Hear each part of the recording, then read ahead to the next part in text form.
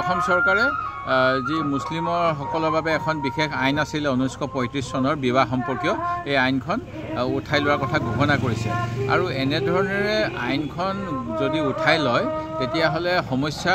সমাধান নহ'ব বৰং আৰু অধিক বৃদ্ধি হ'ব পাৰে কাৰণ ইয়াত 94 জন কাজীৰ কথা কোৱা হৈছে যিসকল কাজীয়ে বিবাহ সম্পাদন কৰে কিন্তু যদিহে এতিয়া কোনোবাই অবৈধভাৱে কৰে তেতিয়াহ'লে কেনেকৈ গম পোৱা যাব আৰু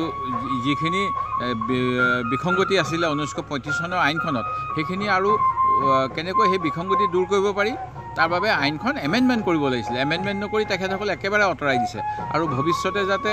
যিটো আমাৰ সংবিধানতো আছে যে আমি ইউনিফৰ্ম চিভিল কোড ল'ব লাগে কংগ্ৰেছেও এটা সময়ত কৈছিলে কিন্তু ই বুজা পৰাৰ মাজেৰে এতিয়া চৰকাৰখনে কাবাক মানে সন্তুষ্ট কৰিবলৈ বুজা পৰা বাদ দি মানে বলপূৰ্বকভাৱে UCC আনিব লৈছে আৰু UCC অনাৰ প্ৰাক্ষণত এনেধৰণেৰে কেতবোৰ বিশেষ সম্প্ৰদায়ৰ আইন প্ৰত্যাহাৰ কৰি UCC দিশত লৈ গৈছে যিটো আমাৰ ডাইৰেক্টিভ প্ৰিন্সিপলত আছে কিন্তু ফাণ্ডামেণ্টেল ৰাইট কৰা নাই সেই গতিকে এনেকুৱা ধৰণৰ পৰিস্থিতি ভয়াৱহ হ'ব পাৰে মই আগতেও কৈছোঁ যে জিন্না চাহাবে কৈছিল যে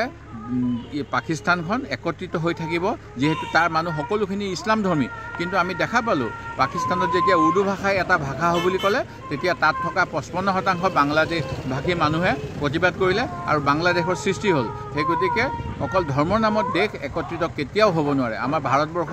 আমাৰ বিভিন্ন ধৰ্মৰ লোক আছে বিভিন্ন আমাৰ জনজাতীয় সংস্কাৰ আছে বিভিন্ন ধৰণৰ আবেগ আছে অনুভূতি আছে সেই গতিকে এই গোটেইখিনি চাই পেলাই বিজেপি দলে পাকিস্তানৰ জিন্নাই কৰা ভুলৰ দৰে যেন ভুল নকৰে এইটো মোৰ অনুৰোধ